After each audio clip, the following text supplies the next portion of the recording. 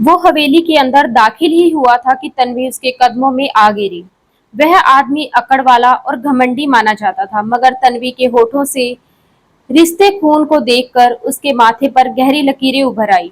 उस मासूम और नाजुक लड़की को देखकर उसके दिल में अनचाही दया जाग उठी।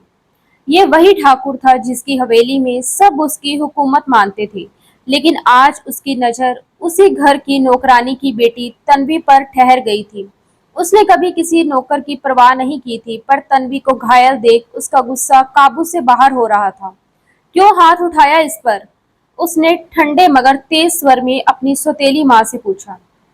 उन्होंने बेरुखी से इल्जाम लगाया, इसने चोरी की है। तन्वी रोते हुए हाथ जोड़कर बार बार कहती रही कि वह बेगुनाह है। तभी अभिमन्यु ठाकुर की यादों में वह कड़वा लम्हा कौंधा जब उसकी अपनी माँ पर भी इसी तरह का झूठा इल्जाम लगाया गया था। उस याद ने उसकी नस नस में खोलता हुआ गुस्सा भर दिया। आइंदा अगर किसी ने इस पर हाथ उठाया तो अपनी जिंदगी की आखिरी दिन गिनना शुरू कर देना, उसने बर्फ जैसे लहजे में कहा। उसकी सौतेली माँ भड़क उठी। तुम किस हक से इसका जवाब दे रहे हो? ये एक नौकरानी है और नौकरानी की तरह ही रहेगी। अभिमन्यु 2 कदम आगे बढ़ा। उसकी आवाज में ठहराव था। नौकरानी थी, लेकिन अब नहीं, क्योंकि आज से ये मेरी। वह बोलते बोलते अचानक रुक गया। उसकी आंखें तन्वी पर टिक गई। सिर्फ 16 साल की मासूमियत ने उसकी जुबान रोक दी। कमरा बेहद बड़ा और आलीशान था, मानो किसी शहजादे का महल हो। अंधेरे में सिर्फ चांदनी खिड़की से झलकर अंदर आ रही थी। कमरे के बीचों बीच एक जहाजी आकार का बिस्तर था, जिस पर एक शख्स नींद में करवटें बदल रहा था। उसके चेहरे पर बेचैनी साफ झलक रही थी, मानो वह किसी भयावह सपने में कैद हो। अचानक उसका शरीर झटकों से कांपने लगा। कुछ ही क्षणों में पसीने से लथपथ होकर वह जोरदार चीख के साथ उठ बैठा। उसके चेहरे की शांति बेचैनी में बदल चुकी थी। उसने घबराकर चारों ओर देखा और अपने गीले बालों में हाथ फेरने लगा। फिर वही लड़की बार बार सपने में क्यों आती है? कौन है वो? मुझसे चाहती क्या है? वह बुदबुदाया। पिछले 3 सालों से वही सपना बार बार सामने आता था। एक खूबसूरत लड़की जो भागते हुए आती, उसके सीने से लिपट जाती और रोते हुए कहती कि कुछ लोग उसकी जान के पीछे पड़े हैं, मगर वह हर बार उसे बचाने में असफल रहता। इस बार तो सपने में वह खुद ही मर गया था। उसने खुद को समझाने की कोशिश की, शायद मैं जरूरत से ज्यादा सोच रहा हूँ, लेकिन उसका दिल मानने को तैयार नहीं था कि इस सपने के पीछे कोई मकसद नहीं है। धीरे धीरे वह बिस्तर से उतरा, जूते पहने और कमरे से बाहर निकल गया। उसके कदम अब दादी के कमरे की ओर बढ़ रहे थे। दरवाजे पर हल्की दस्तक दी तो भीतर से आवाज आई, आ जाओ। वह छोटे छोटे कदमों से अंदर दाखिल हुआ। वसुंधरा जी ने नजरें उठाकर देखा और उनके होठों पर हल्की मुस्कान आ गई। 6 फुट लंबा कद, चौड़ा सीना, माथे पर बिखरे बाल और बाज जैसी चमकती आंखें। तीखे नक्श उसे किसी शहजादे जैसा बनाते थे, लेकिन जब उन्होंने अपने शहजादे के चेहरे पर फैली बेचैनी देखी तो उन्हें लगा जैसे किसी ने उनका दिल कसकर भींच लिया हो। क्या हुआ है तुम्हें अभिमन्यु? इधर आकर मेरे पास बैठो। वसुंधरा जी ने बिस्तर पर अपने पास जगह बनाई। उनकी आवाज में अपनापन था, लेकिन आंखों में चिंता साफ झलक रही थी। अभिमन्यु बिना कुछ कहे उठकर उनके पास गया और धीरे से बैठते हुए अपना सिर दादी के गोद में रख दिया। उसकी आंखों में अजीब सी थकान और बेचैनी थी। दादी, मुझे ये सरदारी नहीं करनी, उसने वो मुश्किल बोलते हुए कहा। ये शब्द सुनकर वसुंधरा जी का दिल धड़क उठा। उनका पोता, जिसके लिए उन्होंने हमेशा बड़े सपने देखे थे, जो इस हवेली का वारिस था, वह इस तरह हार मानने की बात कैसे कर सकता था? क्या कह रहे हो तुम? उन्होंने गहरी सांस लेकर कहा, ये वही सरदारी है जिसके लिए तुमने खुद को मजबूत बनाया, जिसके लिए बचपन से तैयार होते आए।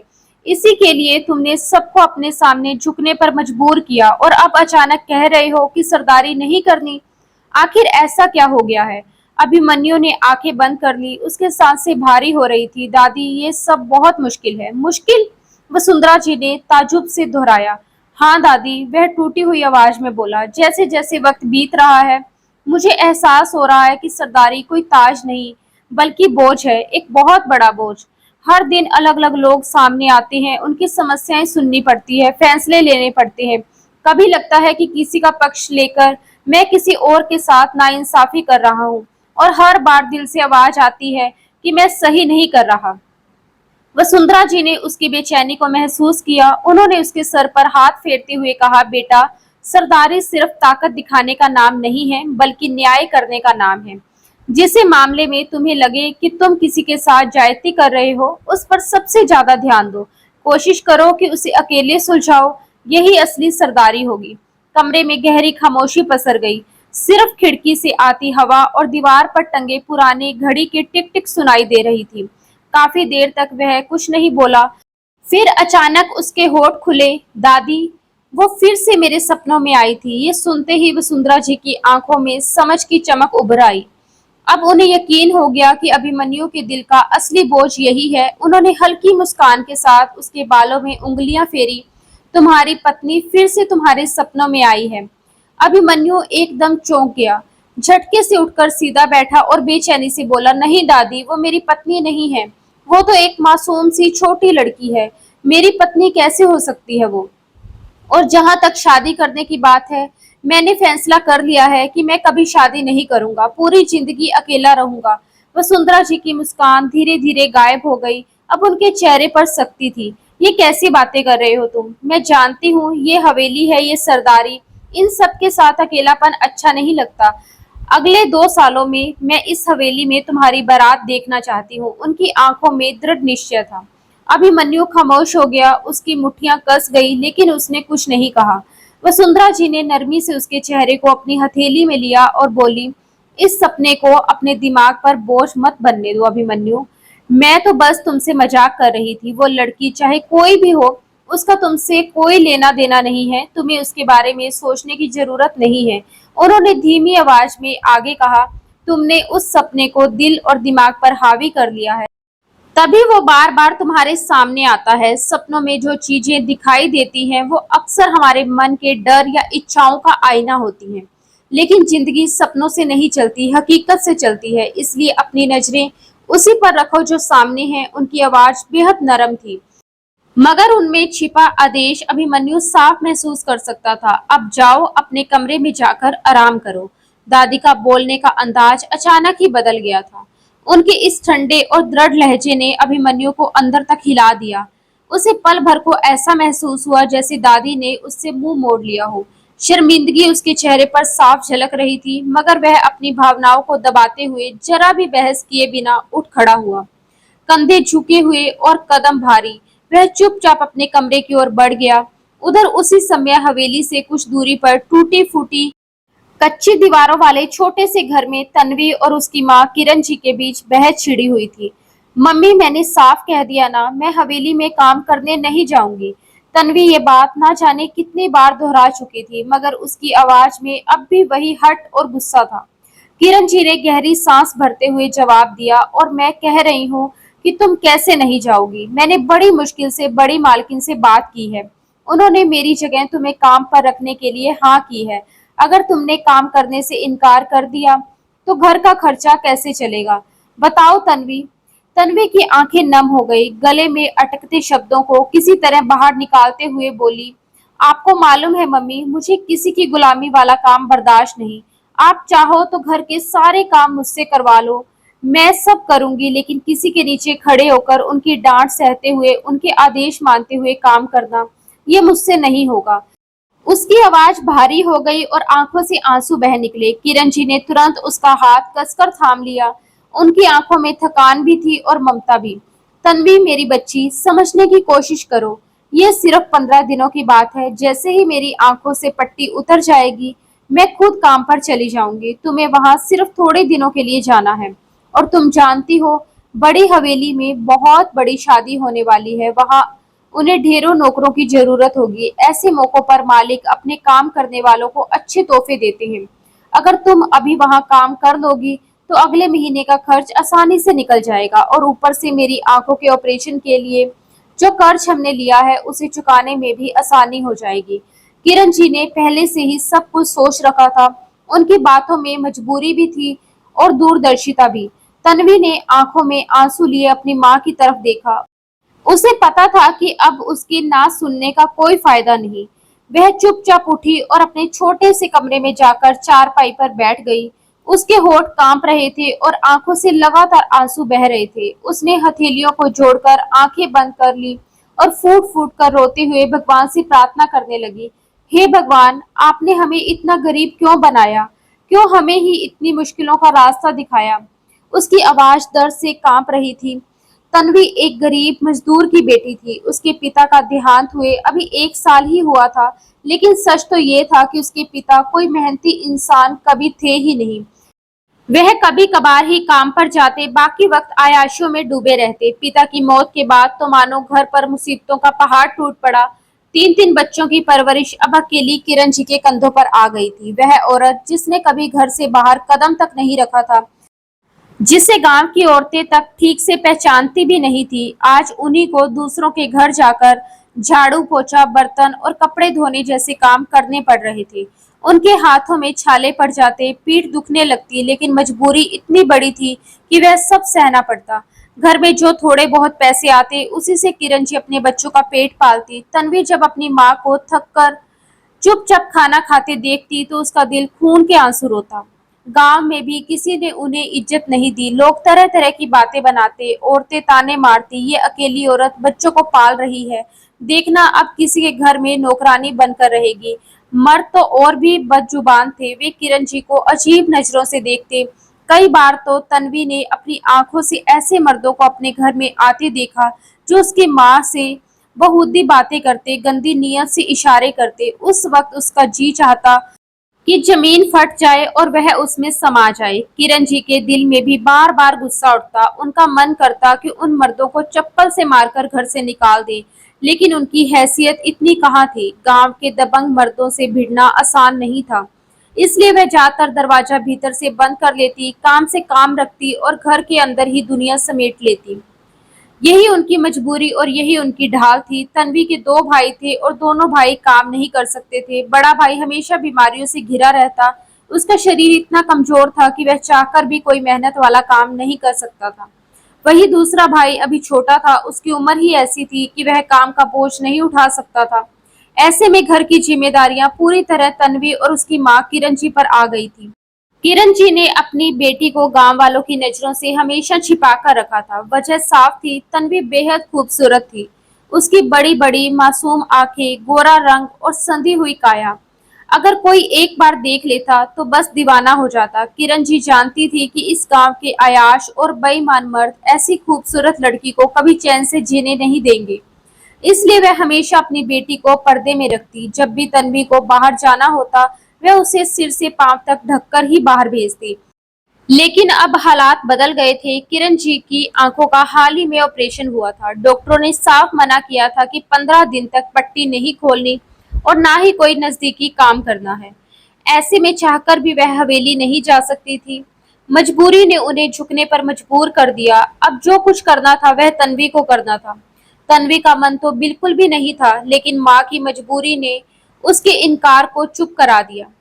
उसने भारी मन से हवेली में काम करने का फैसला कर लिया। शाम का वक्त था, सूरज ढल चुका था और आसमान पर हल्की धुंध सी छा गई थी। तन्वी ने एक बड़ी सी चादर ओढ़ ली ताकि उसका चेहरा किसी की नजरों में ना आए। उसका छोटा भाई राघव उसके साथ था। दोनों धीरे धीरे घर से बाहर निकले। तन्वी के चेहरे पर बार बार पसीने की बूंदें उभर रही थी। उसके कदम लड़खड़ा रहे थे। राघव ने ये देखा तो उसे तसल्ली देते हुए बोला, बहन, इतना क्यों डर रही हो? वहां कोई भूत प्रेत नहीं रहते। हवेली में भी इंसान ही रहते हैं, जैसे हम रहते हैं। कोई तुम्हें खा नहीं जाएगा। तन्वी ने गुस्से से उसकी तरफ देखा और आंखें तरेरते हुए बोली, राघव, बेवकूफी मत करो। तुम्हें क्या लगता है मैं डर की वजह से परेशान हूँ? मुझे डर सिर्फ इस बात का ही है कि कहीं मालकिन ने मुझसे कोई गलत बात कह दी तो मैं चुप नहीं रह पाऊंगी। तुम जानते हो मैं गलत बात बर्दाश्त नहीं करती। राघव, जो उससे छोटा था मगर इस वक्त एक बड़े भाई की तरह, गंभीर होकर बोला, बहन, यहाँ तुम्हें सब कुछ बर्दाश्त करना ही पड़ेगा। हम उन्हें उल्टा जवाब नहीं दे सकते। याद रखना, अगर तुमने उनसे बदतमीजी की तो वो हमारे पूरे परिवार को नहीं छोड़ेंगे। बड़ी मुश्किल से मम्मी को हवेली में काम मिला है। अब मम्मी ने अपनी गैर मौजूदगी में तुम्हारी सिफारिश करने के लिए ना जाने कितनी औरतों की मिन्नतें की हैं। इसलिए प्लीज रहम करना और कोई उल्टी सीधी हरकत मत करना। तन्वी ने मुंह बनाते हुए कहा, ठीक है, चिंता मत करो। मैं तुम्हारे सरदार साहब को कुछ नहीं कहूंगी, वैसे भी मैं उन्हें कह भी क्या सकती हूँ। वो तो इतने ताकतवर हैं कि अगर उन्हें गुस्सा आ गया तो मुझे उठाकर ऐसी जगह फेंक देंगे जहां से मेरी वापसी नामुमकिन हो जाएगी। दोनों भाई बहन आपस में इसी तरह नोकझोंक करते हुए धीरे धीरे हवेली के दरवाजे तक पहुंच गए। हवेली का मुख्य दरवाजा ऊंचा और शाही अंदाज वाला था। भीतर कदम रखते ही तन्वी का दिल और तेज धड़कने लगा। उसका चेहरा अभी भी घूंघट में छिपा हुआ था, जैसा किरण ने खास तौर पर उसे समझाया था। जैसे ही छोटी मालकिन की नजर उस पर पड़ी, उनके होठों पर तंज भरी मुस्कान फैल गई। उन्होंने घूरते हुए कहा, लड़की, ये क्या नाटक है? इतना लंबा चौड़ा घूंघट डालकर काम कैसे करेगी? शरीफ बनने का दिखावा मत करो, तुम्हारी जैसी लड़कियों को हमने बहुत देखा है। 2 दिन भी नहीं लगते इन्हें शराफत का चोला उतार फेंकने में। उनकी ये बात तन्वी के दिल को चुभ गई, मगर यहाँ उसके जज्बातों की कोई कीमत नहीं थी। उसने चुप रहना ही बेहतर समझा। छोटी मालकिन ने फिर उसकी ओर देखा और बोली, तो तुम वही कुम्हार की बेटी हो ना? ये सुनकर तन्वी के सीने में फिर से टीस उठी, लेकिन उसने होठ भींच लिए और सिर झुका लिया। तुम्हारी माँ तो इस हवेली के सारे काम संभालती थी, रसोई भी उन्हीं के हाथ में थी, लेकिन तुम्हें बाकी काम नहीं करने हैं। तुम्हारा काम सिर्फ खाना बनाना है। सुना है तुम्हारे हाथ का खाना बहुत स्वादिष्ट होता है। तन्वी ने धीमे से जवाब दिया, जी मालकिन, आपने सही सुना। ये उसकी पहली आवाज थी जो हवेली में किसी ने सुनी थी। छोटी मालकिन ने सिर हिलाते हुए कहा, ठीक है, मैं तुम्हें हर रोज का मेन्यू बता दूंगी। फिलहाल तो आज रात का खाना बनाओ। देखना है कि तुम्हारी माँ ने जो तुम्हारे बारे में कहा है वो कितना सच है। और हाँ, ये मत भूलना कि यहाँ गलती की कोई गुंजाइश नहीं है। इसके बाद उन्होंने हाथ से इशारा किया, जैसे कह रही हो, अब मेरी नजरों से दूर हो जाओ। उन्होंने नेहा नाम की एक कम उम्र की नौकरानी को आदेश दिया कि वह तन्वी को सब काम समझा दे। नेहा ने भीगी मुस्कान के साथ तन्वी का हाथ पकड़ा और उसे हवेली के अंदर ले गई। थोड़ी ही देर में उसने तन्वी को रसोई और बाकी जगहों का काम समझा दिया। धीरे धीरे दोनों के बीच आम बातचीत शुरू हो गई और जल्द ही दोनों में दोस्ती का एहसास बनने लगा। नेहा ने उत्सुकता से तन्वी से पूछा, तुम्हें पता है यहाँ की सबसे खूबसूरत चीज कौन सी है? तन्वी ने उसकी आंखों में आंखें डालकर देखा और हैरानी से बोली, कौन सी? साथ ही उसकी नजरें चारों ओर घूमने लगी, मानो उस चीज को ढूंढ रही हो जिसका जिक्र नेहा कर रही थी। नेहा ने मुस्कुराकर जवाब दिया, यहाँ के सरदार साहब। तन्वी ने तुरंत भौहें तरेरी और गुस्से से उसे घूरते हुए बोली, तुम पागल हो गई हो क्या? मुझे ऐसे जालिम और घमंडी लोग बिल्कुल पसंद नहीं। वो लोग जो गरीबों पर हुकूमत करते हैं, जो दूसरों को दबाकर रखते हैं, उनसे मुझे सख्त नफरत है। नेहा खिलखिलाकर हंस पड़ी। तुम भी मेरी तरह गलतफहमी का शिकार हो तन्वी। सरदार साहब जालिम हैं, लेकिन सिर्फ जालिमों के लिए, हमारे लिए, हम गरीबों के लिए तो वो किसी देवता से कम नहीं। जब से मैं यहाँ आई हूँ उन्होंने हर तरह से मेरी मदद की है। तन्वी ने आंखें सिकोड़ कर पूछा, और बदले में? उन्होंने तुमसे बदले में कुछ मांगा तो जरूर होगा। ये बात उसके होठों से अचानक निकल गई थी। नेहा के चेहरे पर एक फीकी सी मुस्कान आ गई। उसकी आंखें झुक गई। धीमे स्वर में बोली, अगर उन्होंने मुझसे कुछ मांगा भी होता तो मैं खुशी खुशी उन पर अपना सब कुछ वार देती। मेरे लिए तो वही बहुत होता, मेरे जीवन का सबसे बड़ा सौभाग्य। इतना कहते कहते उसकी आंखों में नमी उतर आई और उसकी आवाज भारी हो गई। अब की बार हैरान होने की बारी तन्वी की थी। उसने अविश्वास भरी आंखों से नेहा की ओर देखा और घबराकर पूछा, क्या मतलब है तुम्हारी इस बात का? नेहा ने गहरी सांस भरी और धीमी आवाज में बोली, मतलब साफ है तन्वी, मैं सरदार अभिमन्यु ठाकुर से बहुत मोहब्बत करती हूँ, जिसमें मेरे लिए सिर्फ दर्द, तकलीफ और जलन है। मैं जानती हूँ कि ये इश्क मुझे कभी मंजिल तक नहीं पहुंचा सकता, ये रिश्ता कभी मुकम्मल नहीं हो सकता, फिर भी मेरा दिल हर पल उनके लिए धड़कता है, उनकी एक झलक देखने के लिए तड़पता है। मैं अपनी रूह की गहराई से उन्हें चाहती हूँ। रोज भगवान से दुआ करती हूँ कि वो ठाकुर साहब को मेरी किस्मत में लिख दे। इतना कहते कहते नेहा की आवाज कांप गई। उसने अपनी नजरें झुका ली और होंठ भींच लिए। उसकी आंखों में नमी उतर आई थी, आंसू लुढ़कने लगे थे। वह दर्द उसके चेहरे पर साफ दिखाई दे रहा था जो वह अपने दिल में दबाकर बैठी थी। सिर्फ उसका दिल और उसका भगवान ही जानता था कि अभिमन्यु ठाकुर को पाने के लिए वह किस हद तक बेचैन थी। तन्वी के चेहरे पर आश्चर्य और दया दोनों एक साथ उभर आई। उसकी आंखें बड़ी हो गई। वह मन ही मन सोचने लगी, हे भगवान, नेहा किस राह की मुसाफिर बन बैठी है। ये रास्ता तो अधूरा है, जिसका कोई किनारा नहीं। फिर भी वो अंधाधुंध उसी ओर भाग रही है। तन्वी ने उसके कंधे पर हाथ रखा और प्यार से समझाते हुए बोली, नेहा संभालो खुद को। तुम उस चीज के पीछे भाग रही हो जो कभी तुम्हें मिल ही नहीं सकती। ये मोहब्बत सिर्फ दर्द देगी। लेकिन नेहा ने तुरंत सिर उठाया। उसकी आंखों में आंसुओं के साथ जिद की चमक भी थी। तन्वी, भगवान के लिए कुछ भी नामुमकिन नहीं। अगर वो चाहे तो एक पल में सब बदल सकता है। और फिर ये तो मेरा बहुत बड़ा ख्वाब है। मुझे अपने सपनों को देखने से आखिर कौन रोक सकता है। सपने देखना गुनाह तो नहीं। तन्वी ने गहरी सांस ली और नरमी से बोली, सपने देखना गुनाह नहीं, पर यह भी सच है कि सारे ख्वाब पूरे नहीं होते। कुछ ख्वाब तो सिर्फ दिल को तसल्ली देने और मन को सुकून पहुंचाने के लिए होते हैं, हकीकत बनने के लिए नहीं। इतना कहकर उसने माहौल बदलने की कोशिश की और मुस्कुरा कर बोली, चलो अब इन बातों को यहीं खत्म करो और किचन की ओर चलते हैं। बहुत वक्त हो गया है, अगर देर हुई तो तुम्हारी मालकिन नाराज हो जाएगी। नेहा ने भी उसकी बात सुनकर हल्की हंसी के साथ कहा, सच कहूं तो तुम मेरी सोच से कहीं ज्यादा समझदार और मेहनती हो। मुझे तो लगा था कि तुम कामचोरी करोगी, लेकिन तुम्हारे बारे में मेरी राय गलत साबित हुई। दोनों हंसी मजाक करते हुए किचन की ओर बढ़ी और मिलकर खाना बनाने लगी। तन्वी को खाना बनाने में बचपन से ही महारत हासिल थी। उसकी माँ ने 12 साल की उम्र से ही उसे रसोई के सारे काम सिखा दिए थे। यही वजह थी कि वह बहुत स्वादिष्ट खाना बनाती थी। आज भी उसने पूरे दिल से खाना पकाया था। उसका मन ही मन यही ख्वाहिश थी कि उसका बनाया खाना सभी को पसंद आए, ताकि उसे हवेली में काम करने का स्थायी हक मिल सके।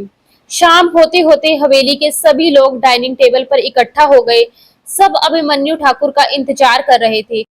कुछ ही देर बाद वह जल्दबाजी में अंदर आए और बोले, माफ कीजिए, मुझे एक अहम केस सुलझाना पड़ गया था। अभिमन्यु के पिता वीरेंद्र ठाकुर ने उसे घूर कर देखा।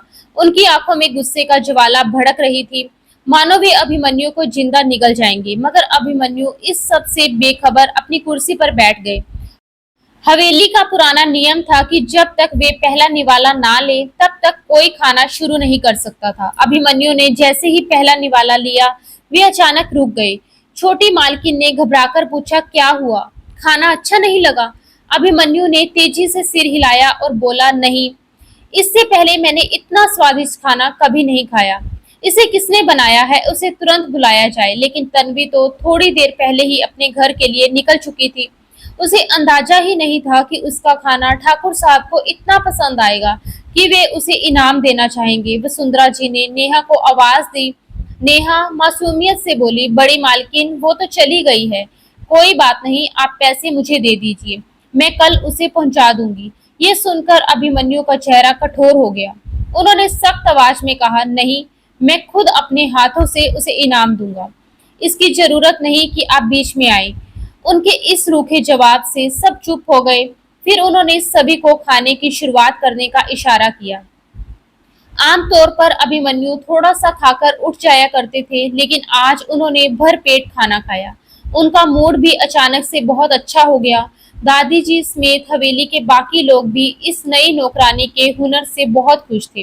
रात का वक्त था, हवेली शांत हो चुकी थी। तन्वी छत पर टहल रही थी। जब उसे एहसास हुआ कि कोई पीछे खड़ा है, उसने पलटकर देखा तो रजनी थी, जो उसके पड़ोस में रहती थी। रजनी ने शरारती मुस्कान के साथ कहा, अरे तन्वी, तुम तो दिन ब दिन और भी खूबसूरत होती जा रही हो। कौन सा मंत्र पढ़कर फूंक मारी है, हमें भी बताओ। इतना कहते हुए उसने प्यार से तन्वी के गालों को छुआ। तन्वी खिलखिलाकर हंस पड़ी। हंसी में उसके गालों पर डिंपल उभर आए, जो उसे और भी खूबसूरत बना रहे थे। रजनी ने फिर मजाक करते हुए कहा, तुम्हारी जवानी तो जैसे बरस रही है तन्वी। तन्वी मुस्कुराई और बोली, अच्छा बस बस, बहुत तारीफ हो गई। अब ये बताओ, रात के इस पहर यहाँ क्या कर रही हो? अगर मम्मी ने देख लिया तो बहुत डांट पड़ जाएगी। तुम यहाँ से चली जाओ, मैं नहीं चाहती कि कोई तुम्हें कुछ भी कहे। रजनी ने उदास होकर कहा, सब लोग तो मुझे हमेशा डांटते ही रहते हैं, अब तो मुझे आदत हो गई है। और रही तुम्हारी माँ की बात, तो मुझे पता है उनकी आंखों पर पट्टी बंधी हुई है, कुछ दिनों तक वे देख नहीं सकती। रजनी दरअसल उसी मोहल्ले की रहने वाली थी। वह न तो पूरी तरह से मेल थी और ना ही पूरी तरह से फीमेल। वह एक थर्ड जेंडर थी। इसी वजह से लोग उससे दूरी बनाते थे, उसे नापसंद करते थे और नफरत से देखते थे। मगर सिर्फ तन्वी ही थी जो रजनी से मोहब्बत करती थी। तन्वी को ना जाने क्यों रजनी अपने दिल के बहुत ही करीब महसूस होती थी। दोनों की दोस्ती भी यूं ही नहीं थी, उनकी एक कहानी थी। वह दोस्ती उस दिन पक्की हुई थी जब तन्वी ने रजनी को कुछ आवारा लड़कों से बचाया था। उस दिन का मंजर बड़ा दर्दनाक था। गांव की सुनसान गली में कुछ बिगड़े हुए लड़के रजनी पर पत्थर बरसा रहे थे, उसके कपड़े नोचने की कोशिश कर रहे थे और उस पर भद्दी भद्दी गालियां फेंक रहे थे। रजनी डर और लाचारगी से चीख रही थी, उसके शरीर पर चोटें पड़ रही थी और आंखों में आंसुओं की धार बह रही थी। तभी अचानक वहां तन्वी पहुंच गई। उसकी आंखों में गुस्से की आग और हिम्मत का उजाला था। उसने पूरी ताकत से चिल्लाते हुए गांव के लोगों को पुकारा। उसकी आवाज में ऐसा असर था कि आसपास के लोग वहां जुटने लगे। भीड़ देखकर वे आवारा लड़के बुरी तरह से डर गए और गालियां बकते हुए वहां से भाग निकले। उस दिन तन्वी अपने छोटे भाई के साथ थी। उसने रजनी को उठाकर संभाला और प्यार से समझाया, देखो रजनी, दोबारा कभी भी ऐसी सुनसान जगहों पर अकेले मत जाना जहां तुम्हें डर हो कि कोई तुम्हें तंग कर सकता है। उस दिन से रजनी का दिल तन्वी का हो गया। उसके बाद वह रोज ही उसके घर आने लगी। वह भी तन्वी की ही उम्र की थी, लेकिन उसकी जिंदगी बहुत कड़वी थी। रजनी के अपने घर वाले उससे नफरत करते थे। हर महीने किसी न किसी बहाने से उसे घर से निकाल देते। बेचारी शहर चली जाती, वहां नाच गाकर थोड़े बहुत पैसे कमा लेती और जब पैसे लेकर लौटती तो उसकी माँ फिर से कुछ दिनों के लिए उसे अपने घर में रख लेती। माँ का प्यार पैसों के हिसाब से बदलता था। अभी कुछ दिनों पहले ही वह शहर से लौटी थी। उसके पास एक मोटी रकम थी। उसने अपनी जेब से पैसे निकाले और बिना कुछ कहे तन्वी के हाथ में रख दिए। तन्वी हैरान रह गई, उसकी आंखें फैल गई और उसने घबराकर पूछा, ये मुझे क्यों दे रही हो रजनी? मैं इन पैसों का क्या करूंगी? रजनी ने मुस्कुराते हुए उसका हाथ थाम लिया और बड़े प्यार से बोली, ये मैंने तुम्हारे लिए कमाए हैं। अब तुम अपने लिए बहुत ही प्यारा सा जोड़ा बनवाना, नीले रंग का, क्योंकि नीला रंग तुम पर बहुत सूट करता है। ये मेरा तुम्हारे लिए खास आशीर्वाद है। जिस दिन तुम ये जोड़ा पहनोगी उसी दिन तुम्हें तुम्हारी जिंदगी का राजकुमार भी मिल जाएगा। वो बिल्कुल तुम्हारे ख्वाबों जैसा होगा, खूबसूरत, नेक दिल और तुम्हारे हुस्न का दीवाना। वह तुम्हें अपनी जिंदगी में शामिल करेगा और तुम्हारी दुनिया एकदम बदल जाएगी। रजनी की बातें सुनकर तन्वी स्तंभ रह गई। उसके दिल में अजीब सी बेचैनी दौड़ गई। वह सोचने लगी, क्या ये सच हो सकता है? क्या एक गरीब आम सी लड़की की किस्मत में कोई शहजादा लिखा हो सकता है? रजनी ने फिर से उसका हाथ दबाया और गहरी आवाज में बोली, तन्वी, तुम किसी शहजादी से कम नहीं हो। इस दुनिया में कुछ भी मुमकिन है, बस तुम्हें अपने भगवान पर भरोसा रखना होगा। ये कहकर रजनी अचानक चुप हो गई। वह उठी और जाने लगी। तन्वी को भीतर ही भीतर अजीब सा डर लग रहा था। उसने फौरन रजनी का बाजू पकड़ लिया और चिंतित होकर बोली, कहाँ जा रही हो? आज तो ना तुम मुझसे ढेर सारी बातें कर रही हो, ना जिद कर रही हो कि मैं तुम्हारे साथ बैठूं, बल्कि आज तो तुम खुद ही जाने लगी। क्या तुम मुझसे नाराज हो? रजनी ने हल्की सी मुस्कान दी और धीरे से सिर हिलाया। तन्वी, मैं इस सारी दुनिया से नाराज हो सकती हूँ, इस दुनिया से मुंह मोड़ सकती हूँ, बाकी सबके लिए बद्दुआएं कर सकती हूँ, लेकिन तुम्हारे लिए मैं कभी बद्दुआ नहीं कर सकती। तुमने मुझे कभी ये महसूस ही नहीं होने दिया कि मैं दूसरों से अलग हूँ। तुमने मुझे इंसान समझा, प्यार दिया। आज मैं बहुत लंबे सफर से लौटी हूँ, मेरी तबीयत ठीक नहीं है, घर जाकर थोड़ा आराम करूंगी। इतना कहकर वह छत से कूदकर चुपचाप चली गई। तन्वी देर तक उसी जगह खड़ी रही जहां से रजनी गई थी। उसके कानों में रजनी के शब्द गूंजते रहे और चेहरे पर एक हल्की मुस्कान फैल गई। उसने आसमान की तरफ देखा। चांद उस वक्त हवेली की खिड़की से झांककर मानो उसके शहजादे के कमरे को रोशन कर रहा था। अगले दिन सुबह उठते ही तन्वी सबसे पहले रजनी के घर पहुंची, मगर वहां उसे हैरान करने वाली खबर मिली।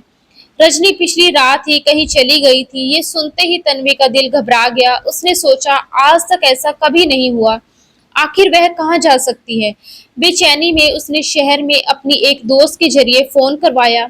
ये वही नंबर था जो रजनी ने उसे दिया था, लेकिन इस बार दूसरी तरफ से यही जवाब मिला, रजनी यहाँ नहीं आई। तन्वी का दिल और भी बेचैन हो गया। वह तमाम सोचों में डूबी हवेली लौट आई। उसने वे पैसे मौसी को कपड़ों और सिलाई के लिए दे दिए। उसके दिल में अब बेसब्री थी। वह जल्द से जल्द वह जोड़ा पहनना चाहती थी जिसे रजनी ने दुआएं दी थी। अभी उसने किचन में कदम रखा ही था कि उसकी मालकिन की तेज आवाज गूंजी। तन्वी ने चौंक कर पलट कर देखा तो वहां चंद्रलेखा जी खड़ी थी। वे उसे अजीब नजरों से देख रही थी। तन्वी का हुस्न इतना निखरा हुआ था कि वह हवेली की औरतों से भी कहीं ज्यादा खूबसूरत लगती थी। यही वजह थी कि चंद्रलेखा जी का दिल बेचैनी से भर उठा। चंद्रलेखा जी धीरे धीरे कदम बढ़ाती हुई उसके पास आई। उन्होंने अचानक तन्वी के हाथ थाम लिए। उन्हें ऐसा महसूस हुआ जैसे उन्होंने मुलायम रूई को छू लिया हो।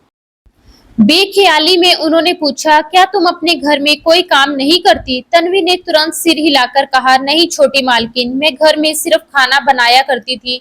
बाकी कामों का सामान भी मम्मी ही मुझे काट कर देती थी। असल में मम्मी ने मुझे बहुत लाड़ प्यार से पाला है। उन्होंने मुझसे कभी कोई काम नहीं करवाया। अब जब माँ बीमार हो गई तो उन्होंने बड़ी सादगी और भरोसे से तन्वी को हवेली भेज दिया। तन्वी भी भोली भाली आवाज में यही बात कर रही थी। ओहो, लेकिन तुम्हें यहाँ पर बहुत सारे काम करने होंगे। चंद्रलेखा जी की आवाज में नकली हमदर्दी और भीतर छिपी कठोरता साफ झलक रही थी। तन्वी ने हैरानी से उनकी ओर देखा।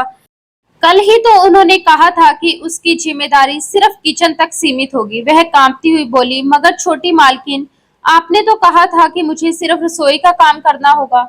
उसकी बात पूरी भी नहीं हुई थी कि चंद्रलेखा जी का हाथ अचानक उठा और उसकी नाजुक सूरत पर जोर से पड़ा। तन्वी का चेहरा झंझना उठा। उस पर एक गहरा लाल निशान छप गया। उसके लिए ये दूसरा और बड़ा सदमा था। अपमान और दर्द से उसकी आंखों में आंसू झलक गए। खबरदार, अगर मेरे सामने जुबान चलाई तो तुम्हारी जुबान गले से खींच लूंगी। चंद्रलेखा जी की उंगली उसकी ओर तनी हुई थी।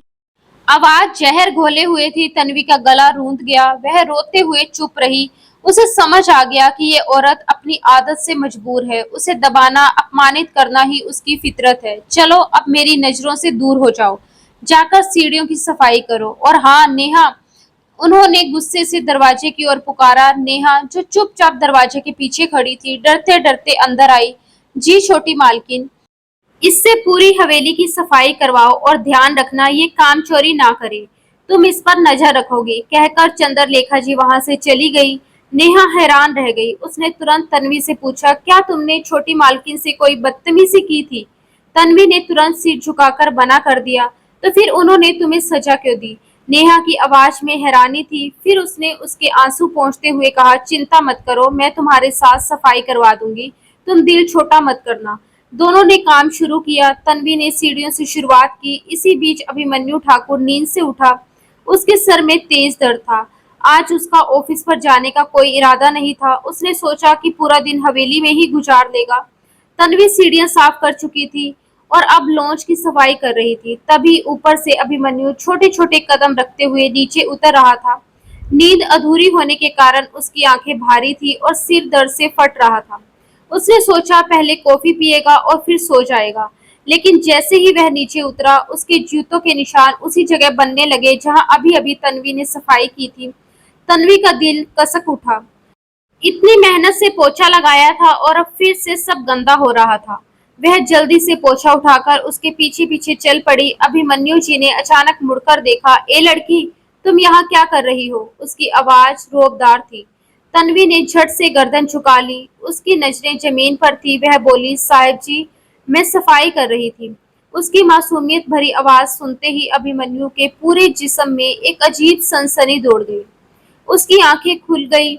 तुम सफाई कर रही थी? लेकिन तुम तो बहुत छोटी लग रही हो। तुम्हें तो स्कूल में होना चाहिए। इन कामों में क्या लगी हो? पहली बार अभिमन्यु ने उसकी ओर ठीक से देखा और उसी पल वह थम गया। तन्वी 16 साल की एक जवान, बेहद हसीन लड़की थी। उसकी गहरी नीली आंखें बिल्कुल झील जैसी थी। उन आंखों में कुछ ऐसा जादू था कि अभिमन्यु एक पल को उसमें डूब गया। वह पलकें झपकाना ही भूल गया। उसका शरीर जैसे पत्थर हो गया। उसके सामने वही चेहरा, वही आंखें थी जिसे वह कई बार अपने सपने में देख चुका था। वही छवि जो उसके दिल में अनजाने में ही उतर गई थी। अभिमन्यु ने बेचैनी से आंखें मली, जैसे यकीन करना चाहता हो कि ये सब सपना नहीं, मगर दृश्य वही रहा। लड़की वही थी। उसका दिल तेजी से धड़कने लगा। वह बिना कुछ कहे वहां से तेजी से निकल गया। तन्वी हैरानी से उसे देखती रह गई। नेहा ने तो कहा था कि साहिब जी बहुत गुस्सैल हैं, किसी से सीधे मुंह बात नहीं करते, लेकिन तन्वी ने उनकी आंखों में कुछ और ही देखा था, डर, बेचैनी और उलझन। आखिर इतने बड़े आदमी को किस बात का डर हो सकता है, उसने सोचा और फिर अपने ख्यालों को झटकते हुए दोबारा सफाई में लग गई।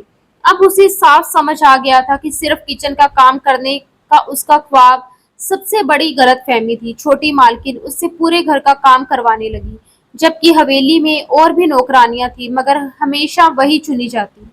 दिन भर का काम खत्म होने के बाद उसका पूरा जिस्म दर्द से टूट जाता, राहत उसे सिर्फ रात में मिलती, जब वह अपने घर जाकर चैन से सो पाती। एक हफ्ता बीत चुका था, अब सिर्फ 8 दिन रह गए थे, जिन्हें काटना उसके लिए किसी सजा से कम न था। जिस शादी का लालच देकर उसकी माँ ने उसे हवेली भेजा था, वह शादी अब टल चुकी थी। दरअसल दादी ने जो रिश्ता तय किया था, वह अपने पोते अभिमन्यु ठाकुर की शादी अपनी पुरानी सहेली की पोती ईशानी से करना चाहती थी। ये सिर्फ उनकी जिद नहीं थी, बल्कि अभिमन्यु जी की असली माँ, जो अब इस दुनिया में नहीं रही, उनकी आखिरी ख्वाहिश यही थी। दादी जी अपने बेटे की कस्में खा खा कर कहती थी कि बहू वही होगी जो उनकी मरहूम बहू चाहती थी। ईशानी पढ़ाई में बहुत होशियार थी और अभी अपनी ग्रेजुएशन पूरी करने में लगी थी, इसलिए जब तक कि उसकी पढ़ाई पूरी ना हो जाए शादी टाल दी गई थी।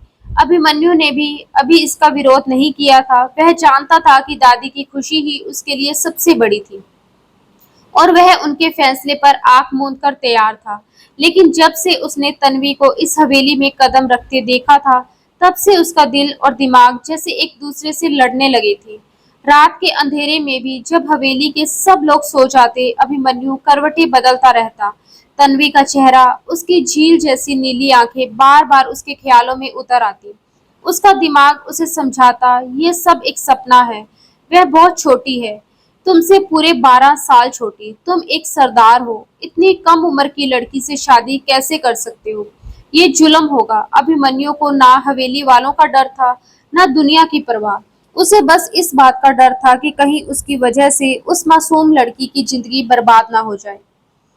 उधर छोटी मालकिन चंद्ररेखा जी ने तन्वी को अब घर भेजना ही बंद कर दिया था। तन्वी नेहा के साथ हवेली के पिछवाड़े बने पुराने कमरे में ही रहने लगी थी।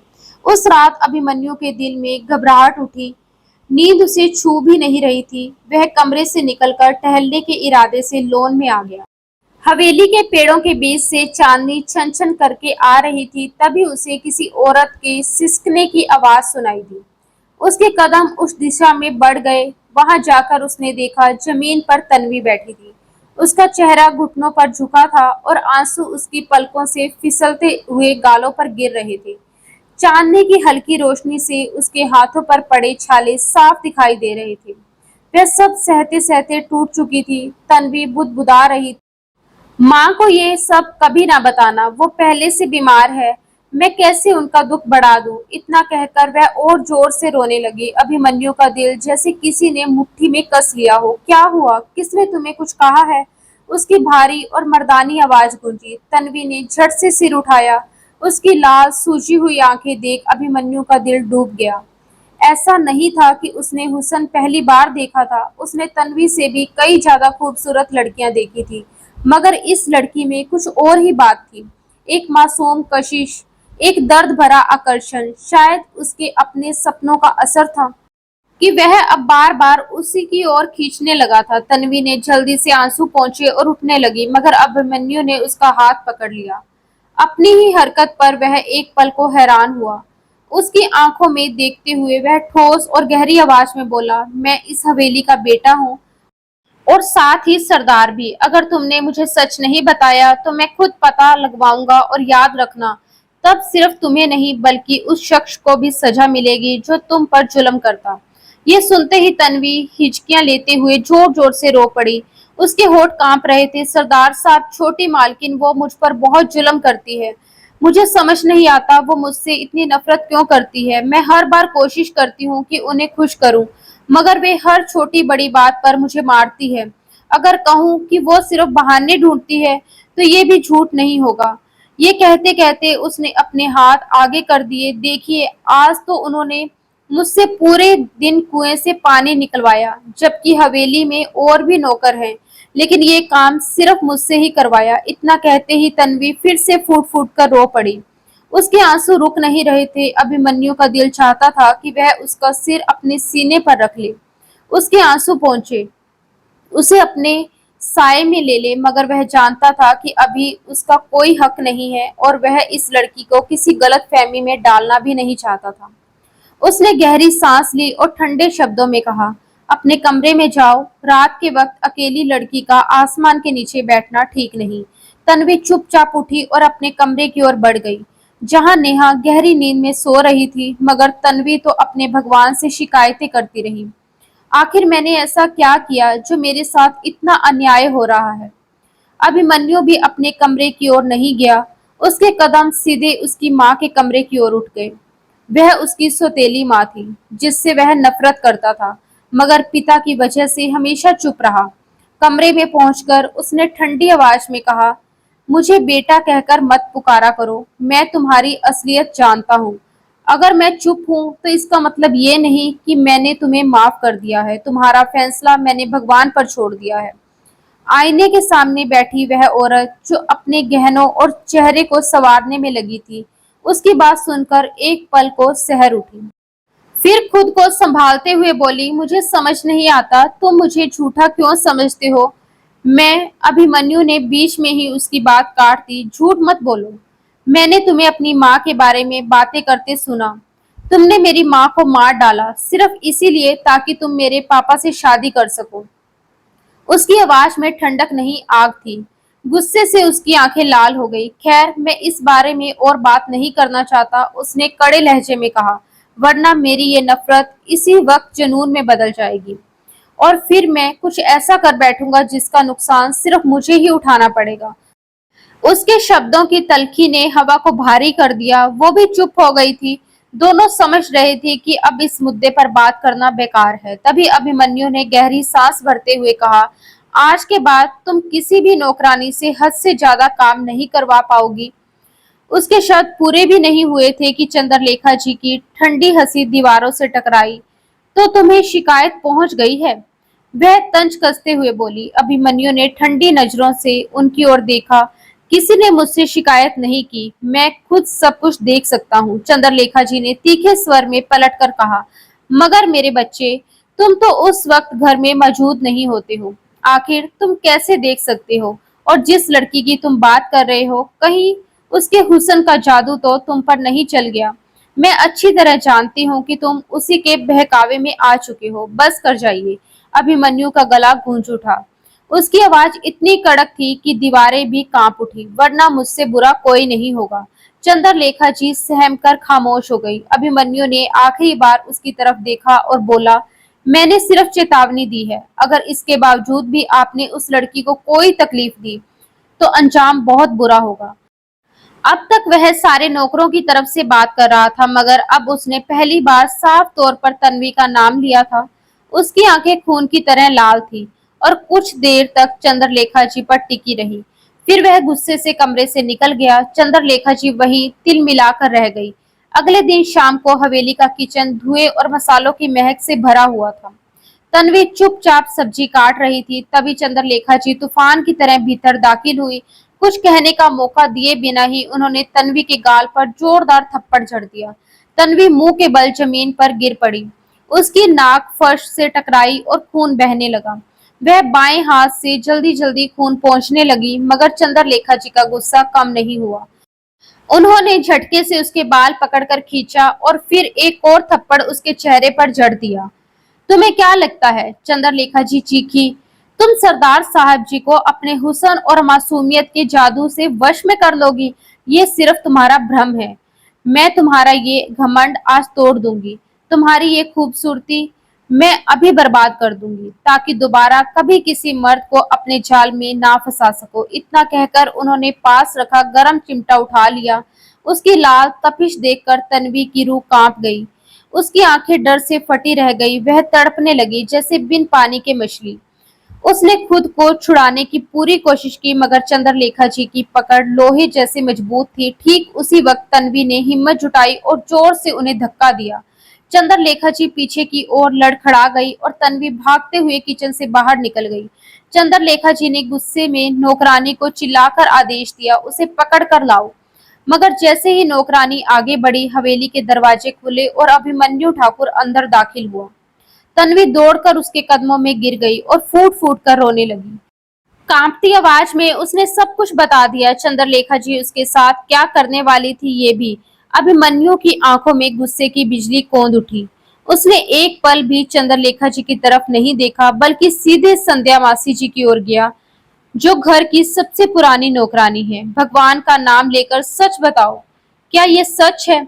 संध्या मासी कुछ बोलती उससे पहले ही नेहा ने झुककर कहा, छोटे साहब, ये सब सच है। अभिमन्यु के चेहरे पर गुस्से की जगह अब संतोष की एक हल्की मुस्कान उभरी।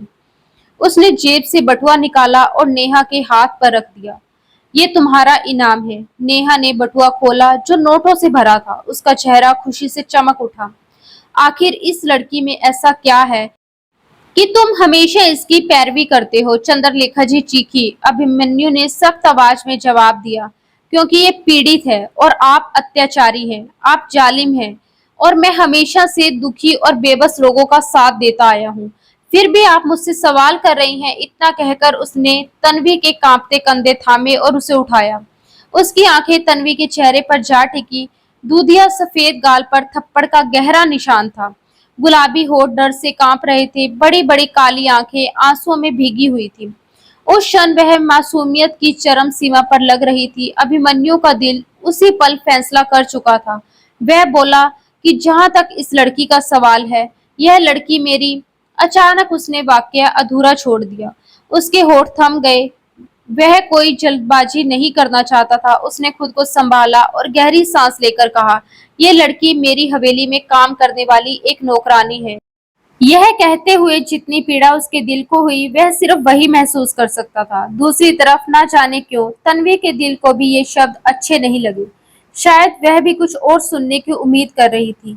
आज इस हवेली में उसका आखिरी दिन था। कल से उसकी माँ ही फिर से काम पर लौट आने वाली थी। वह खामोशी से उस शाम हवेली से निकल गई थी। ना उसने किसी से बात की, ना ही नेहा से मुलाकात की। घर लौटते वक्त उसके कदम भारी थे, जैसे हर कदम पर दुख का बोझ लदा हो। घर पहुंचकर उसने खुद को कमरे के कोने में डाल दिया।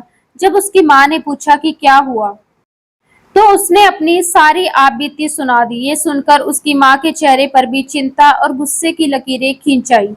वह सोच भी नहीं सकती थी कि हवेली वाले उनकी बेटी पर इतना जुल्म ढा सकते हैं। उसी वक्त उन्होंने ठान लिया कि अब वे उस हवेली में एक पल भी काम नहीं करेंगी। अगले ही दिन उन्होंने चौधरी के गांव की हवेली में काम पकड़ लिया। तन्वी को घर आए हुए 20 दिन हो चुके थे। 20 दिन जो उसके लिए किसी साल से कम नहीं थे। हर दिन बेचैनी, हर रात तड़प, और फिर एक दिन जब उसने सुना कि हवेली में अभिमन्यु ठाकुर की शादी की तैयारियां हो रही है, तो उसकी दिल की धड़कन जैसे किसी ने तेज कर दी। उसकी आंखें भर आई। उसे खुद नहीं समझ आ रहा था कि आखिर किस बात पर आंसू झलक रहे हैं। उम्र नाजुक थी, जवानी का पहला रंग था। दिल में नए नए एहसास पल रहे थे। ये पहली मोहब्बत थी, नादान, बेबस और मासूम। वह खुद को समझाना चाहती थी, पर उसकी रूह हार मान चुकी थी। मैं क्यों बेचैन हो रही हूँ, वह अक्सर खुद से पूछती। अभिमन्यु ठाकुर की शादी की उम्र है, उनकी शादी होना तो फितरत है, तो मुझे क्यों रोना आ रहा है? क्यों मेरा दिल उनके लिए धड़कने लगता है? क्यों मेरी आंखें उनकी राह तकती है? उन्होंने तो मुझसे कोई वादा नहीं किया था, सिर्फ हमदर्दी दिखाई थी। शायद मैं उसी हमदर्दी को मोहब्बत समझ बैठी हूँ। वह खुद को बहुत समझाती, मगर जब भी उसे अभिमन्यु ठाकुर की वह नजरें याद आती, वह नजरें जिनमें कुछ अनकहा, कुछ अधूरा सा छिपा था, तो उसके होठों पर मुस्कान फैल जाती। दूसरी तरफ अभिमन्यु ठाकुर भी कम तड़प नहीं रहा था। अब वह लड़की उसके ख्वाबों में कुछ ज्यादा ही आने लगी थी।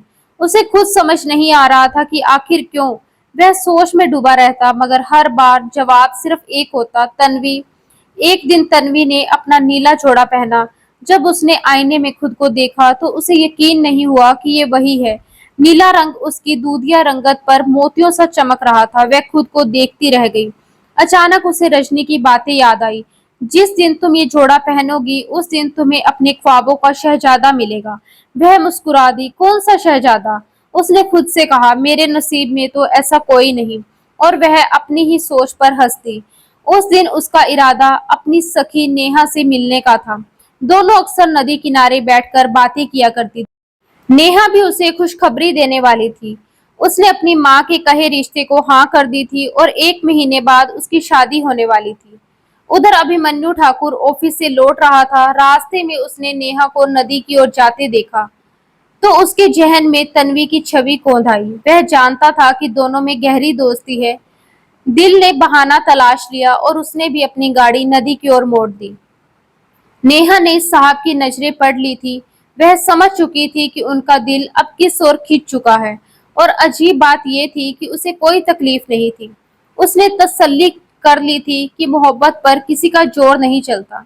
अभिमन्यु ठाकुर आसमान का चांद है और वह खुद जमीन की धूल। उनका मिलन नामुमकिन है। यही सोचकर उसने चुपचाप साइड वाले रास्ते से किनारा कर लिया ताकि उसके साहब और उसकी दोस्त अकेले बात कर सके। अभिमन्यु धीरे धीरे कदम बढ़ाता हुआ नदी के किनारे पहुंचा। सामने तन्वी नीला जोड़ा पहने ऐसे बैठी थी जैसे नदी की ही परछाई हो। चांदनी रात में उसका चेहरा भी चांद की तरह दमक रहा था। अभिमन्यु कुछ पल तक सिर्फ उसे देखता रह गया, फिर जाकर उसके पास बैठ गया। तन्वी उसे अचानक सामने देखकर सहम गई। वह घबराकर अपनी जगह से उठने लगी, मगर उसके लबों से पहले ही आवाज निकली, खामोशी से बैठ जाओ और मेरी बात सुनो। उसके शब्दों में एक अजीब सी बेचैनी थी। तन्वी ने पल भर उसकी आंखों में देखा और फिर चुपचाप वहीं बैठ गई। अभिमन्यु ने गहरी सांस ली और बोला, मैं नहीं जानता कि क्यों भगवान ने मेरे दिल में तुम्हारे लिए इतनी मोहब्बत डाल दी है। हकीकत ये है कि अब मैं तुमसे दूर रहने का ख्याल भी नहीं कर सकता। उसकी आवाज कांप रही थी, मगर हर लफ्ज दिल से निकल रहा था। मैं जानता हूँ कि हमारी उम्र में बहुत फर्क है। मैं तुमसे बहुत बड़ा हूँ, लेकिन इससे पहले कि वह आगे कुछ कह पाता, तन्वी की जुबान फिसल गई। वह खुद नहीं समझ पाई कि कैसे उसके होठों से शब्द निकल पड़े। उसकी इतनी तेजी से बोलने पर अभिमन्यु खिलखिला कर हंस पड़ा। हंसी के बीच उसने शरारती लहजे में कहा, यानी इसका मतलब है आग दोनों तरफ बराबर लगी है। तन्वी ने झिपते हुए जल्दी से नजरें झुका ली। नहीं, ऐसी कोई बात नहीं है, मैं तो बस शर्म के कारण कुछ बोल नहीं पाई। उसकी घबराहट देख अभिमन्यु का चेहरा और भी खिल उठा। वह खुलकर मुस्कुरा रहा था, जैसे उसकी मासूम सी बात ने उसके दिल को गहराई तक छू लिया। सरदारनी साहिबा, आप जितना भी छुपाने की कोशिश कर लो, लेकिन आपकी जल्दबाजी ने मेरे सामने सारे राज खोल दिए। उसकी बात सुनकर तन्वी के गाल लाल हो उठे। अभिमन्यु की मुस्कान में एक सुकून था, जैसे उसने अपनी चाहत की मंजिल पा ली हो। थोड़ी देर बाद उसने धीमी आवाज में कहा, जानती हो, मैंने कल रात ही दादी से तुम्हारे साथ शादी की बात की थी। तन्वी चौंक कर उसकी ओर देखी, मगर आपकी शादी तो किसी और से होने वाली है ना? अभिमन्यु ने मुस्कुराते हुए सिर हिलाया। उसकी आंखों में कोई बोझ ना था। किसी को भी मेरी दुल्हन के बारे में अब तक नहीं बताया गया। वो लड़की जो बाहर पढ़ाई कर रही थी, उसने कल रात फोन करके साफ कह दिया कि उसे मुझसे कोई दिलचस्पी नहीं है। उसका दिल तो अपने क्लास फेलो पर आ चुका है। ये बात अभिमन्यु ने इतने साधारण और ठंडे लहजे में कही जैसे बात कोई मायने ही ना रखती हो, मगर तन्वी हैरान रह गई। कोई आप जैसे इंसान से शादी करने से कैसे इनकार कर सकता है? अभिमन्यु फिर मुस्कुरा दिया। उसने प्यार से तन्वी के सर पर हाथ रखा और बोला, तन्वी, तुम अभी दुनिया से अनजान हो। तुमने किसी को नहीं देखा, बस मुझे ही जाना है। इस दुनिया में खूबसूरती की कमी नहीं है। अगर कभी तुम्हें मुझसे भी कई ज्यादा खूबसूरत आदमी मिल गया तो क्या तुम? उसने शरारती अंदाज में जानबूझकर वाकया अधूरा छोड़ दिया और उसकी आंखों में झांकने लगा। तन्वी ने बिना देर किए दृढ़ आवाज में कहा, नहीं, मैं कभी आपको नहीं छोड़ूंगी और ना ही कभी ऐसा इरादा कर सकती हूँ। मैंने दिल से मोहब्बत की है, कोई खेल नहीं। मोहब्बत में सिर्फ एक ही महबूब होता है, चाहे उसमें कितनी भी खामियां क्यों ना हो, चाहे वो कितना भी जालिम क्यों ना हो, फिर भी हमें उसी से अपना भगवान नजर आता है। और अपना भगवान बदला नहीं चाहता। अगर बदला जाए तो मोहब्बत दागदार हो जाती है, बेईमानी हो जाती है। अभिमन्यु कुछ देर उसे देखता रहा, फिर हंस पड़ा और बोला, वाह, तुम जितनी छोटी हो बातें उतनी ही बड़ी बड़ी करती हो। उसने प्यार से उसकी छोटी नाक दबाई। खैर, अब सुन लो, आज शाम को हवेली वाले तुम्हारे घर पर रस्म करने के लिए आएंगे। अभी मंगनी होगी और जब तुम पूरे 18 की हो जाओगी तब मैं तुम्हें अपनी दुल्हन बनाकर ले जाऊंगा। ये 1 साल और 4 महीने हमें किसी तरह गुजारने होंगे। मैं तुम्हारी कम उम्र पर कोई जुल्म नहीं करना चाहता। तन्वी का दिल चाह रहा था कि कह दे, मुझे इंतजार मंजूर नहीं, मैं अभी आपकी दुल्हन बनना चाहती हूँ, लेकिन जुबान बंद रही। इतनी खुलकर बात करने की हिम्मत उसमें कहाँ थी। अभिमन्यु ने आगे बढ़कर उसे तसल्ली दी और उस औरत की फिक्र मत करो, मैंने उसकी असलियत पापा को बता दी है। अब उसका हमारी हवेली में कोई ठिकाना नहीं। तुम्हें वहां कोई तंग करने वाला नहीं। तुम उस हवेली में नई सरदारनी होगी। दादी हर कदम पर तुम्हारा साथ देगी और मैं तो हमेशा तुम्हारे पास रहूंगा। अगर कभी तुम्हें कोई परेशानी हुई तो मुझे बस एक बार देखना होगा। तन्वी ने धीमे स्वर में कहना चाहा, मगर गांव वाले अभिमन्यु ने उसकी बात काट दी। मुझे परवाह नहीं कि लोग क्या कहेंगे। मैं अपने भगवान के सिवा किसी का जवाबदेह नहीं हूँ। और उन्होंने ही मुझे इशारा दिया कि तुम मेरी किस्मत में हो। तुम्हारा गरीब घर से होना मेरे लिए कोई मायने नहीं रखता। मेरे लिए तो बस इतना काफी है कि तुम मेरे नसीब में लिखी हो और मैं कैसे अपने इस खूबसूरत नसीब से मुंह मोड़ सकता हूँ। इतना कहकर वो थोड़ा झुककर तन्वी के करीब आया और अपने नरम होंठ उसके माथे पर रख दिए। उस पल तन्वी के जिस्म में जैसे बिजली दौड़ गई। उसका तन मन थरा गया। अभिमन्यु का स्पर्श उसकी रग रग में नशा बनकर उतर चुका था। उसकी सांसें तेज हो गई, दिल की धड़कन बेकाबू हो गई। वह कुछ कह नहीं पाई, बस आंखें झुका ली। अभिमन्यु मुस्कुराते हुए वहां से उठ गया। 1 साल और 4 महीने कैसे बीते इसका उसे खुद भी अंदाजा ना हुआ। पलक झपकने की देर में वक्त गुजर गया और फिर आया वह दिन, तन्वी का 18वां जन्मदिन। गांव की हवेली में ढोल नगाड़े की गूंज थी। पूरा गांव देख रहा था कि एक आम सी लड़की के दरवाजे पर एक राजकुमार अपनी बारात लेकर आया है और उसे अपनी दुल्हन बनाकर ले जा रहा है। शादी पूरे शानो शौकत और धूमधाम से हुई। शादी की पहली रात जब अभिमन्यु कमरे में दाखिल हुआ तो तन्वी का सब्र जवाब दे चुका था। गिन गिन कर उसने ये दिन काटे थे। उसका दिल चाहता था कि रोककर अभिमन्यु के सीने से लिपट जाए और अपनी सारी बेचैनियां बयां कर दे। अभिमन्यु भी उतना ही बेकरार था, लेकिन एक मैच्योर मर्द होने के नाते वह खुद पर काबू रखना जानता था। उसने जेब से एक नन्हा डिब्बा निकाला। उसमें हीरों का खूबसूरत नेकलेस था। उसने धीरे से तन्वी की सुराहीदार गर्दन पर पहनाया। नेकलेस पहनाते हुए उसकी उंगलियां उसकी नरम गर्दन से छू गई। स्पर्श ने दोनों के दिलों में हलचल मचा दी। अभिमन्यु ने उसे धीरे धीरे अपनी ओर खींचा, लेकिन इससे पहले कि वह कुछ कहे तन्वी खुद ही उसकी गोद में बैठ गई। उसकी आंखों में लाज थी, होठों पर मुस्कान और सांसें तेज। अभिमन्यु ने उसे अपनी बाहों में कसकर भर लिया और उसके गाल पर नरमी से होंठ रख दिए। बहुत तड़पाया है तुमने मुझे, अब एक एक पल का हिसाब लूंगा। उसकी भारी आवाज और आंखों में चमक सुनकर तन्वी शर्मा गई और अपना सिर उसके सीने से छुपा लिया। अभिमन्यु ने हंसते हुए उसे और भी मजबूती से गले लगा लिया। उस रात चांदनी भी जैसे रुक गई थी और वक्त भी थम गया था। अभिमन्यु के हाथ धीरे धीरे तन्वी के नाजुक वजूद पर रेंगने लगे थे। उन हाथों का स्पर्श किसी ठंडी हवा की तरह उसके जिस्म पर उतर रहा था। हर स्पर्श के साथ तन्वी के जिस्म में सिहरन दौड़ जाती, जैसे उसकी रग रग में आग और सुकून दोनों एक साथ उतर रहे हों। वे बेखुद होते हुए इस लम्हे को महसूस कर रही थी, लेकिन शर्म और हया के मारे खुद को सिमटाती भी जा रही थी। अभिमन्यु की उंगलियां जब शरारत भरे अंदाज में उसकी तेज धड़कनों के करीब पहुंची तो तन्वी के होठों से एक हल्की सिसकी निकल गई। ये सिसकी उसके दिल की गहराई में छिपे जज्बातों को उजागर कर रही थी। उसने घबराते हुए दोनों हाथों से अभिमन्यु की कलाई पकड़ ली, जैसे उसे रोकना चाहती हो। अभिमन्यु ने मुस्कुराते हुए उसके चेहरे को देखा और गहरी आवाज में बोला, क्या हुआ तन्वी? आज तो मैं तुम पर टूटकर बरसना चाहता हूँ।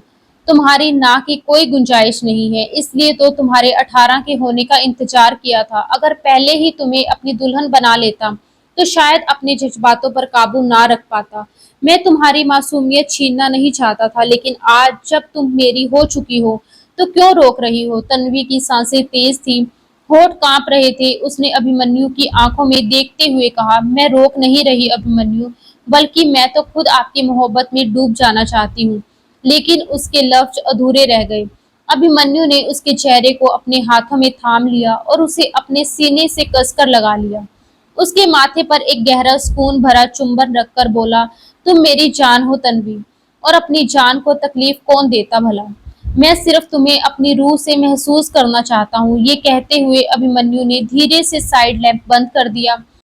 कमरे में बस हल्की रोशनी छनकर आ रही थी जो उनके मिलन की गवाह बन रही थी। अभिमन्यु ने बेहद नरमी और मोहब्बत से तन्वी के जिस्म पर अपना इश्क बरसाना शुरू कर दिया। हर स्पर्श, हर चुंबन, हर श्वास में सिर्फ प्यार ही प्यार घुला था। कभी वह बहुत सुकून से उसे छूता तो कभी अपने जज्बातों में डूबकर सब कुछ भूल बैठता, जिसमें तन्वी को हल्की तकलीफ भी मिलती, लेकिन उस तकलीफ में भी एक अजीब सुकून था, एक अपनापन था। तन्वी ने उसकी कमर को कसकर थाम लिया, मानो कहना चाह रही हो कि मैं तुम्हारी हूँ, सिर्फ तुम्हारी। उस रात दोनों का प्यार मुकम्मल हो गया। वो रात हवेली की दीवारों में कैद होकर रह गई, जिसे सिर्फ चांद और सितारे ही जानते थे। उस रात एक साधारण मजदूर की बेटी हवेली की मालकिन बन चुकी थी। तन्वी के दिल में अब कोई डर नहीं था।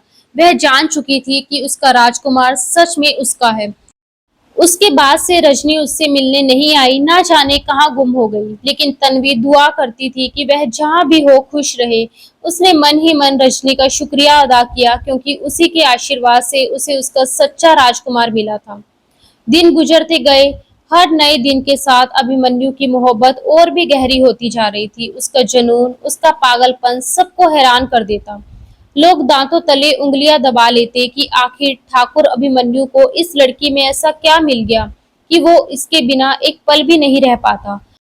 अब अभिमन्यु को वो सपने भी आने बंद हो चुके थे, जिनमें तन्वी अभिमन्यु के सीने से लिपटकर मदद की गुहार लगाती थी। लेकिन अभिमन्यु के दिल में हमेशा ये सवाल रहता, आखिर तन्वी मुझे पहले से ही सपनों में क्यों दिखती थी। इस राज को जानने के लिए एक दिन वह एक बाबा जी के पास गया।